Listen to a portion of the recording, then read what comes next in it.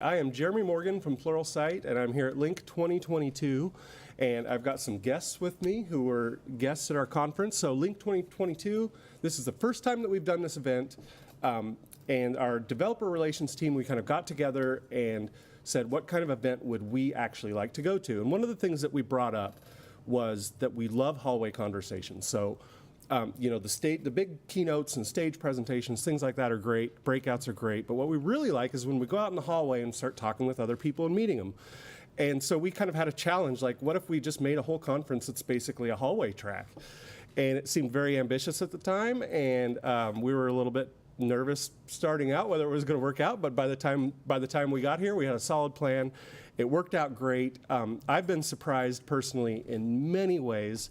And so we're going to talk about that today. So I have Steve, Laura, Lynn, and Matt, and they were all attendees here. And I'm going to just kind of ask them about their impressions, and we're going to have a little dialogue, and we're just going to share how everything went. The good, bad, the ugly, whatever. It was awesome. So, Steve, go ahead and introduce yourself, and we'll start out with you. Steve Buchanan. I'm a principal program manager at Microsoft, focused on Azure, and I'm an author. I've written like 8 books, 15 courses with Pluralsight. I speak at conferences, and I'm just happy to be here. You have a favorite technology, don't you? Kubernetes. Thanks for setting that up. All right, Laura. How do I top that? Hi, I'm Laura Hyatt. I'm a solutions architect at AWS. I look after Resilience Hub, which is a particular service, but I also used to be in the public sector team and basically look after our education customers. And also the big thing for me is that while I'm not a developer advocate, I love to teach other people about cloud skills, about AWS and upskill, and a big passion of mine is about junior talent as well. Awesome. Nice. And Lynn. Well, hello, everybody. I'm Lynn Langit, and I am an independent cloud architect and educator. I have many, many different educational resources on GitHub to many platforms. I'm a Microsoft Regional Director. I'm an Amazon Community Hero, and I'm a Google Developer Expert. So my world is cloud.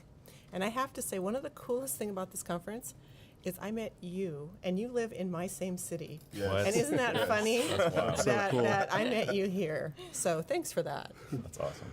Awesome. Matt? I'm really feeling like I don't know if I can follow all these people, but I've been feeling that for 2 days. yeah, right. So my name is Matt Stauffer. I'm partner and technical director at Titan, which is a Laravel consultancy out of Chicago. O'Reilly, author of Laravel Up and Running, host of Laravel podcast, and YouTuber and Twitter guy, and speak at conferences. Similarly, I'm not a DevRel. I run a consultancy, but I like teaching people. I like bringing more people in our industry, and so that was why I was kind of surprised. What I liked about this conference, first off, is that I'm here because I didn't think I belonged. I was like, seriously, like, I'm not a DevRel. I run a consultancy, but the pitch was like, no, we want people who are teaching and bringing more people in. I'm like, well, that's the favorite part of my job, so I guess it works. So. Yeah, definitely, and that was the common thread that we wanted with everybody. There's of course a common thread with tech, but more specifically, it's teachers. Folks that are going out there and teaching, sharing things, information, and so I think one of the things that surprised me the most in this is I expected technical conversations. Like, of course, I expected content creation conversations, and there was that, but there was a lot of conversations that are about how can we help and how can we move things forward. And some of it was like, even during dinner, we were talking about basically like micro, I forgot the word, philanthropy, micro philanthropy, Yeah. right? How to do philanthropy when you're not a billionaire or a millionaire. And we're all in tech, and we make these kind of salaries that, maybe we've got a little extra that we could, and we're discussing different ways, these small areas. And that was something that I didn't expect, and everybody at our table was just like, oh, I do that too. We pay off kids' lunch money over here. And here's a thing where we can help people pay their water bills. And, Love that. And that was the kind of conversations that were going around. And I was like, this is so cool. Like, That's awesome. These are my people, Yeah. With my people. We're all teaching and learning and moving things forward. And so that was probably one of the biggest surprises, was the conversation topics. So what do you think, Steve? What was probably the biggest surprise that you had? Just the biggest benefit was like meeting people. So meeting folks like Matt and Lynn and other folks, and also being surprised, right? Folks that I knew from other conferences and other communities, and just like showing up here. It's like like Michael Jenkins. I turn around when we were at one of the happy hours, and I'm like, Michael, and it's just the surprise, and just it's awesome meeting and being with all these people and having conversations and linking up. It's awesome. No pun intended there. Link. You got it in there. Yeah. So we should keep this name when we That's do a good it. name. Yes. Yes. Yeah. Awesome. Very cool. And Laura, what was your... Yeah, for me, I think, so I always think in whatever career you're in and whatever role in technology, in any career, to be honest, a big part is obviously, you want to like be an expert and obviously learn your craft, but it's also about the connections that you make, and that's going to really benefit you. And so I've had like ideas that I've been trying to work on sort of on my own, and literally today there's been conversations that I've had with fellow attendees and also with Pluralsight, and literally now I've kind of almost like unlocked how I can move forward with some of those. And so a lot of my sort of the ideas I've had is like how to sort of bring technology to new people. Like I said, I'm really into sort of upskilling junior talent and getting people into technology. And so for me, it's really great because I feel like I can then add value and help other people by stuff that I've learned today from like people who've been attending. And so I just think that's been amazing. Stuff that I've been stuck on for so long. Just had some conversations with people, and now I feel like I can move forward. So it's been amazing. Wow. Yeah, that is awesome. Well, I thought I had a good network, and then I came here. And, anybody watching this, you can do like me and just go on Twitter and look at the hashtag link22. Yeah. I've been like frantically trying to make sure I follow everybody before Same. we leave today because honestly, I mean, starstruck. I mean, like, you're here? Oh my God, really? I'm going to listen because I like followed you for a really long time. And like you were saying, just learned a lot. One of the things that I really have to thank you guys for is the interactive activities. There was 0 lectures, 0 PowerPoint, 0, it really was an unconference. And to make these creative activities, and I won't reveal what they are, so they can kind of stay. Like, Oh, you can reveal it. It's fine. But we were surprised, and they weren't lame, which they could have been lame, right? Right? Because we've all been at conferences. First round of ideas, Right? They were just good. They're just good. So thanks. Awesome. That's good to hear. My biggest surprise was how inspired I was immediately off the bat. Because again, I came in saying, there's a list on the link pitch page for the, you should come to Link, and it's like, here's all the roles of people who are going to be there, and 90% of them are some form of DevRel, developer evangelist, technical evangelist. So I'm like, I'm not those, but I kind of feel a little bit adjacent to this world. So I'll be a little bit of an outsider watching them do their DevRel thing. And the first person who spoke was Aisha Blake, who I know and love. So that wasn't a surprise. But the CEO of Pluralsight gets up. It's Aaron, is it? Yeah. Aaron gets up and immediately gives me goosebumps when he's talking about the story about his dad basically bringing an Apple IIe home and how he used this computer to basically bring people, including Aaron, into the tech industry. And I was like, oh, that's why I'm here. You got me, but it felt good, right? I felt seen, I felt understood, I felt like I'm supposed to be here. And it immediately changed my perspective of the conference, of the company. And again, we're not supposed to be just plugging Pluralsight. So this is not a pro Pluralsight statement, but for me to be in a place where I realized that, and I kept interrogating Pluralsight people, the people who have crew in the back of their shirt. I'm like, why are we really here? And the answer kept being, this isn't a quid pro quo thing. We're not trying to recruit you. We're not trying to get you to plug us. We just wanted to make a space for you to have a good experience, network with people, get these opportunities. And I was like, y'all really just want people to help people, and then to be having help with each other, helping more people. And so you mentioned that about the conversations around helping people. It felt so in earnest. One of the challenges we did was literally just write down on sticky notes what y'all want to talk about. That was it. No context, no explanation, no guidance. And 90% of it was, well, how do we help people this way? And can we try this thing to be a way to help more people? And can we help people in that particular country or whatever? And it's just help. And when I describe to people what DevRel is as an industry, as someone who's not necessarily in it, they're always kind of but aren't they always really just trying to hit some metric? And I'm like, the best DevRels are really just trying to help people all the time. So to be in a space where that's the environment that we're in was really, really transformational. Yeah. Very cool. Sorry if I can just add a point to that. Absolutely. What I've really enjoyed as well, kind of similar to you, that I'm not a developer advocate, Right. I'm not in DevRel, but I suppose just by doing stuff online, kind of in that space, but on the peripheral. And I was kind of the same. I was like, oh, I'm not in this space technically. Yeah. But actually what I've learned by just talking to everyone here, that there are so many different types of roles, and it's not just like you are a developer advocate. You could be a developer advocate that's more on the side of solutions architect like me, or doing something else, doing more training or doing more like talks, and there's like so many different types of people. And again, it's great because again, there's like a space for everybody in technology. You don't have to be, you always think about that thing like, oh, unless you've been coding since you're like 9 years old, then you can't be in tech. And that's not true. And I think today, just meeting all these people, like they're all doing different things, and it's just, for me, it's been really inspiring to know that like there is a space for everybody.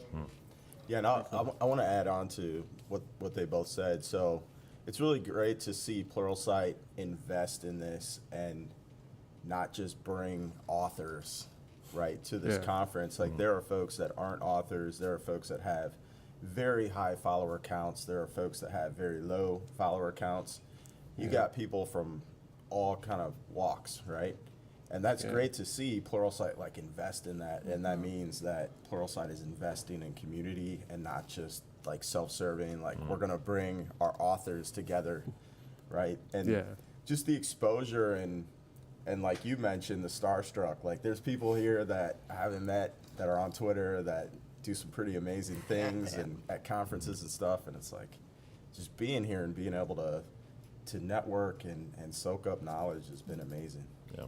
Yeah, I mean, on that, just very quickly, I like as well how you just mentioned that it's not just also the people who are like the big influential names on Twitter or wherever. There's people here who've got 100 followers, but they're obviously very influential in the community and do amazing work. And so what I really enjoy is Pluralsight. It's not just going after the big names that will, promote Pluralsight because they've got 100,000 followers on Twitter, and if they mention something, it'll go viral. So I really enjoy that as well. Nice. Yeah, one of the biggest takeaways that I had personally, and we'll go around tables with the biggest takeaway, but one of the biggest takeaways that I had personally is, I build content every day. It's what I do for my job, and I have struggles and I have problems. So I'm talking with these people about content.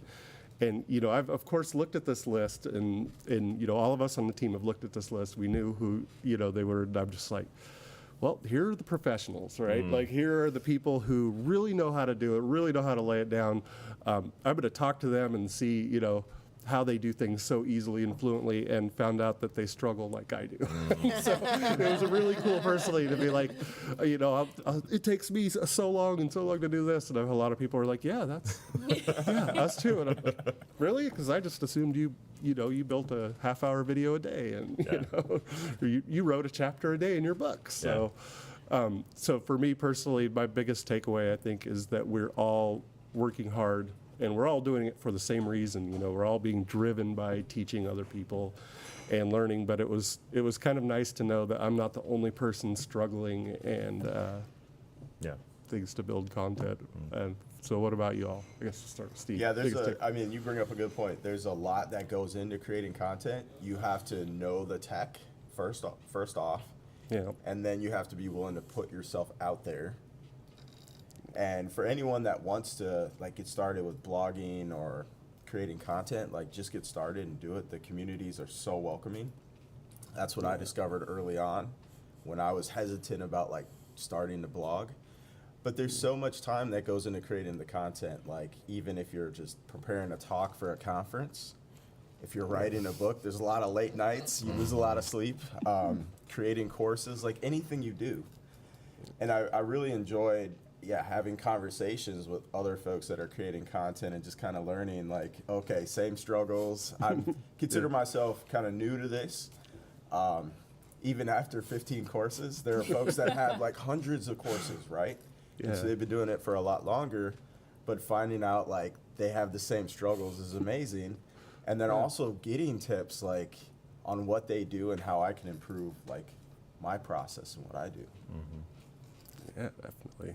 Yeah, I think for me, there's always that thing about imposter syndrome, and so you look at other people and you're kind of and obviously if you're looking at sort of the content, you're obviously you see the polished final result, but you don't see kind of the effort that went into it. And actually just learning from everyone, actually, as you said, no, actually everyone, there's always behind the scenes, it might have taken them, 5 hours to edit it or whatever, and they've made a mistake and had to redo it, but you never see that. And I think one of the biggest takeaways for myself, and then for anybody who's kind of watching this wants to know, you might see the polished result and think, oh, I can't do that because keep making mistakes, but actually everybody does, but you just don't see that. And so basically just give it a go, give it a try, and do it. Like, and we're all going to make mistakes, and even if you've been doing it for like 20 years, we're still going to make mistakes. So I think that's like reassuring, like in that sort of imposter syndrome kind of world. To add on to that, one of the challenges involved creating content. And one of our content creators experienced, like everybody else, recorded his video, and it didn't record. And we had like 1 minute left, and he was completely undaunted. And we got together as a team, and we're like, okay, just record it again. We know what to do. We'll post it to YouTube. I mean, it's funny that you do see the rough edges. And then the other thing that was really a takeaway for me is the way the conference, the environment of the conference, and the people, there was this safety, so people could feel vulnerable from the get-go. And that is not something that I see at very many conferences. It might happen kind of like a little bit, maybe at the end, in the middle, but this was like, it was from Aaron, I think, talking, because he did a good job. I mean, we were all like, oh, yes, that's why we're here. We want to teach all the people. Yes, Aaron, yes.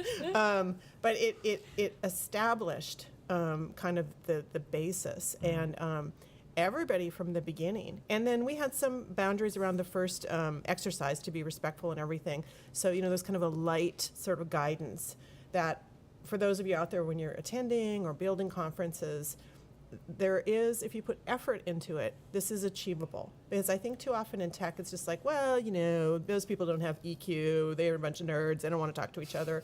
We actually do. You just got to find, see the little toys. They get us. They understand. So. Yeah. I think the biggest takeaway for me was how much I didn't feel a part of this community and how much feeling like there are other people doing what I'm doing, it impacts my belief in what I'm capable of, if that makes sense.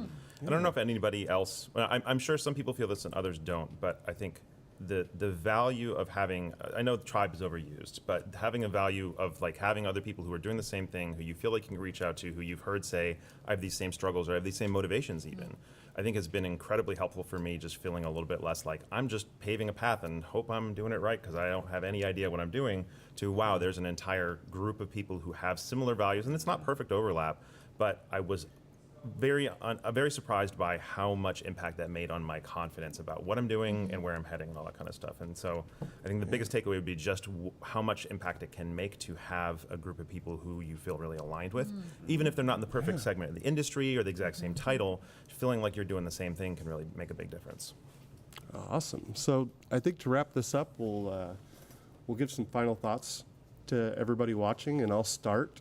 And so I would say my final thoughts are, before I came to this conference, I felt this way, but after I came to the conference, I felt even stronger that there is a huge community out there. If you're a teacher or if you're somebody who just enjoys creating content to teach people things, there's a huge community out there of great, great people, very welcoming. So I would say, even if you're an intern who happens to be a chapter ahead of the other interns around you, and you find yourself enjoying helping them get along, or if you're somebody that's been in tech for 30 years and you really enjoy doing brown bag lunches or instruction or writing blog posts, keep doing it, keep pushing forward, keep going on that journey to become a teacher, and join us. Get out on the internet and find this community of people, because they're amazing people who have the same why that you do, which is to go out and teach. So start now. Go to GitHub pages and fire up a blog. It's free, whatever. And so I'll start with you again, Steve, for your final thoughts for everybody. Yeah, so final thoughts are just, everyone has something to share, something to contribute. And, no matter what level you're at, if you've just started 6 months ago in tech, or if you've been in tech for 20 plus years, you still have something to contribute.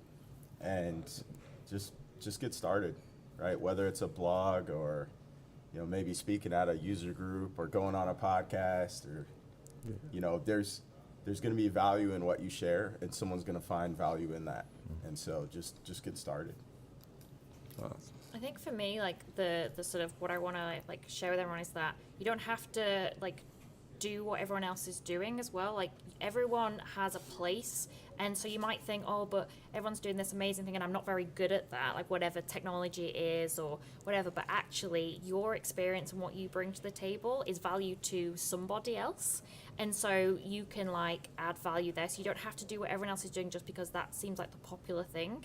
And there's going to be people out there who want to learn from you because you hold more knowledge than that one even if it's one person that you've helped one person.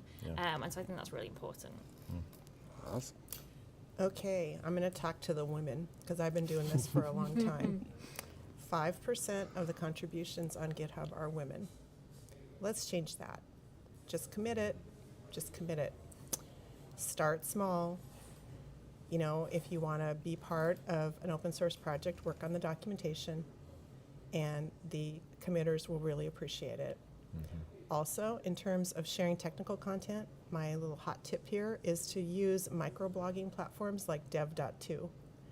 I love sharing little short tips. I call it long Twitter, basically. And it's so easy. It's like, I found this, right? It's just so, like what everybody else is saying here.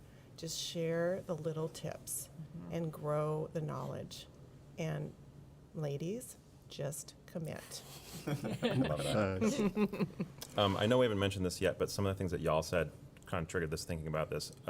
Many people I've met here felt like they wouldn't be invited to a place like this because they've not made it to that certain level. So we're talking about imposter syndrome, and most of them, it's not, they didn't all point to Aisha Blake, but a lot of them did. But regardless, there are people who go out of their way to find. You said there's that one person who's one chapter ahead, right?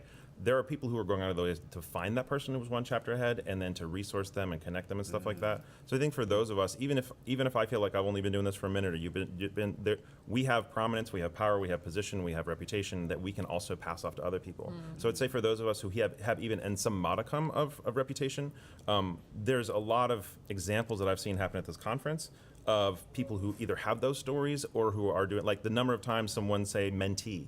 Like they're out, these people are out here mentoring people and stuff like that. And probably the person who, I'm not name names, but the person who I've heard of the most prior, she spent almost the entire time talking about what she does with her mentees. And you can see that that's the life she's living. So if I was gonna encourage anything, like hear all the encouragement for those of y'all who are coming up, but the rest of us, even if we're still on our way up, like look out for those opportunities to bring other people along with you because they're gonna really benefit from it. Yeah, absolutely. Well, thank you all for joining me here. Thank you for going to the conference and joining on very short notice to talk about this. I really appreciate it. And thank you all for watching. And yeah, we'll have a great afternoon. Thank you Thanks, so Jeremy. much. Thank It's you. been awesome. Thank you. Yeah.